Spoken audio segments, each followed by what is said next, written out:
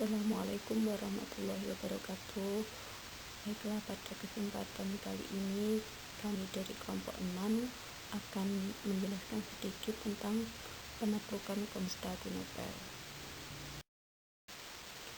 Baiklah, yang pertama saya akan menjelaskan tentang penaklukan Konstantinopel. Sebenarnya apa yang melatar belakangi para dinasti-dinasti terdahulu itu untuk melakukan penaklukan terhadap Konstantinopel. Nah, Rasulullah SAW itu pernah memberikan suatu hadis yang mana seperti yang ada dalam PowerPoint ini. Nah, berdasarkan hadis tersebut mengakibatkan dinasti-dinasti terdahulu itu ingin untuk menaklukkan Konstantinopel. Nah, selain itu juga Konstantinopel itu juga dikelilingi oleh lautan dari 3 sisi sekaligus, yaitu Selat Bosporus, Laut Marmara, dan juga Tanduk. Nah, juga yang semuanya itu dijaga menggunakan rantai yang demikian besar. Nah, sehingga sangat tidak mungkin bagi setiap kapal untuk masuk ke perairan Konstantinopel. Nah, selain itu juga daratan yang dimilikinya itu juga dijaga dengan pagar-pagar yang kokoh yang terbentang dari Laut Marmara hingga Tanduk Emas yang hanya diselingi Sungai Likus. Nah, melihat dari kondisinya itu memang Konstantinopel ini merupakan kota yang sangat bagus ya. Dan selain itu Konstantinopel ini sangat sulit ditaklukkan oleh umat Islam.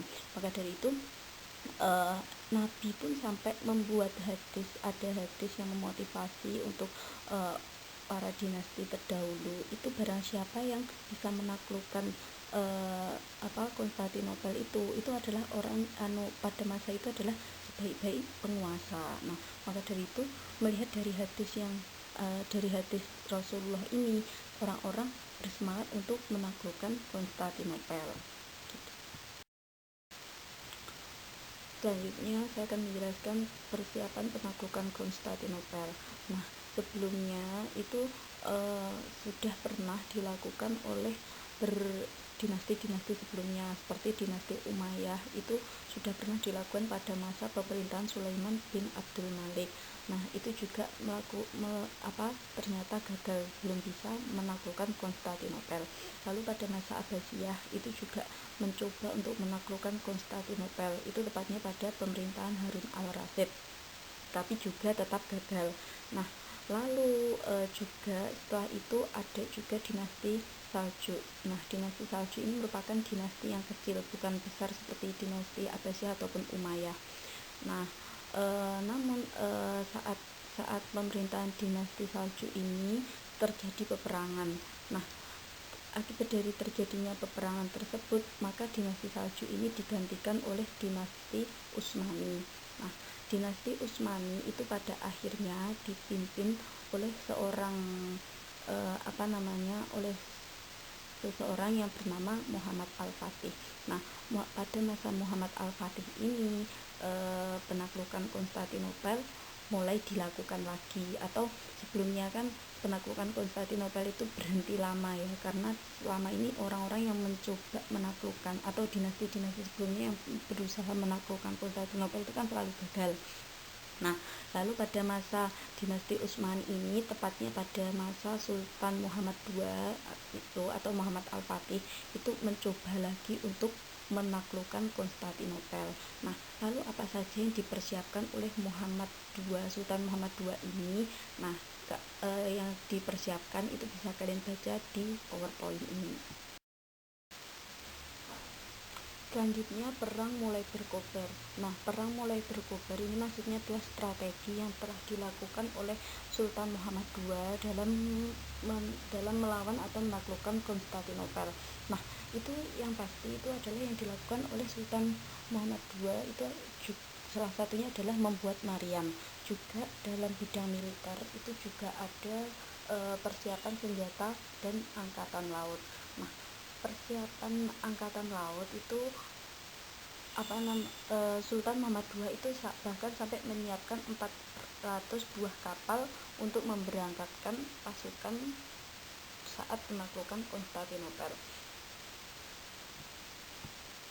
Lalu setelah persiapan yang telah dilakukan oleh Sultan Muhammad II ini tadi sudah selesai, lalu mulailah Sultan Muhammad II ini mulai menuju meriam-meriam besar yang telah dibuatnya tadi, mulai digerakkan dari Adrianopel menuju Konstantinopel dalam jangka waktu 2 bulan.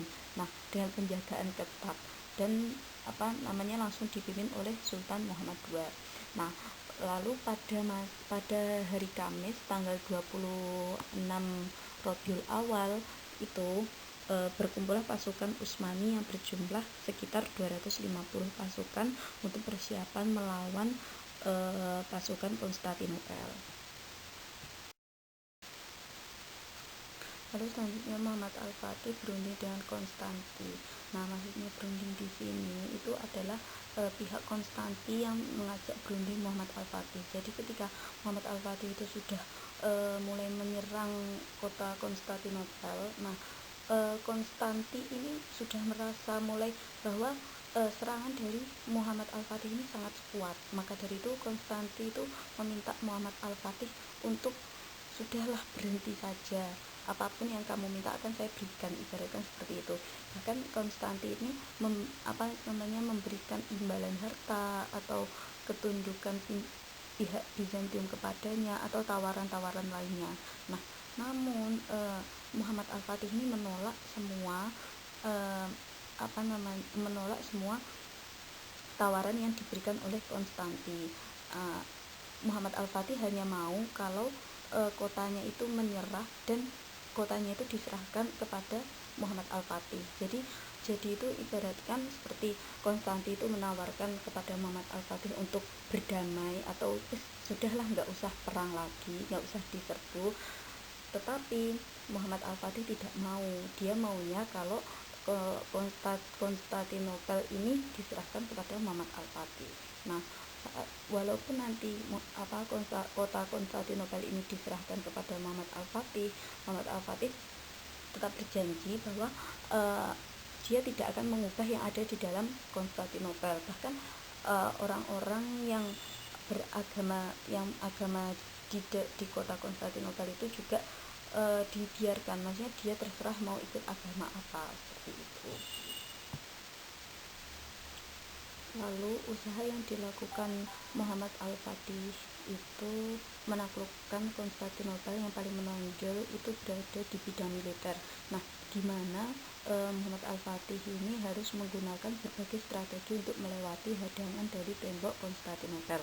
Nah, adapun usaha dalam bidang militer yang dilakukan Muhammad Al-Fatih II itu yang pertama adalah mempersiapkan senjata dan angkatan perangnya. Nah, di mana angkatan perangnya dibagi menjadi angkatan darat dan juga angkatan laut. Nah, persiapan senjata itu menjadi yang sangat penting ya dalam usaha penaklukan Konstantinopel. Nah, oleh karena itu Muhammad Al-Fatih itu mempersiapkan senjata meriam-meriam dari berbagai ukuran, mulai dari meriam yang paling kecil hingga meriam yang paling besar, yang dinamakan meriam Sultan Mehmed. Nah, meriam-meriam ini diharapkan dapat berfungsi untuk membombardir tembok Konstantinopel secara berkelanjutan, sehingga tembok Konstantinopel dapat dirusak dan tidak dapat diperbaiki secara cepat selama masa pengepungan Konstantinopel. Nah, dari situ Konstantinopel itu bisa diruntuhkan atau bisa hancur ya. Nah, dari situ juga maka kemenangan berada di pihak Muhammad Al-Fatih, sehingga mengakibatkan Konstantinopel jatuh dan juga bisa dikuasai oleh Muhammad Al-Fatih, atau tepatnya pada dinasti Utsmani gitu. Baiklah, itu tadi sedikit penjelasan saya tentang penaklukan Konstantinopel. Apabila ingin ada yang ditanyakan, silahkan nanti bertanya ya. Untuk terkait metode pembelajaran kita sudah meng-share di makalah, jadi kalian tidak perlu menanyakan atau mungkin kalian memiliki saran untuk metode pembelajaran, tapi untuk kelompok kami memilih metode pembelajaran seperti itu. Nah, itu silahkan nanti didiskusikan bersama-sama. Ya, kurangnya mohon maaf. Wassalamualaikum warahmatullahi wabarakatuh.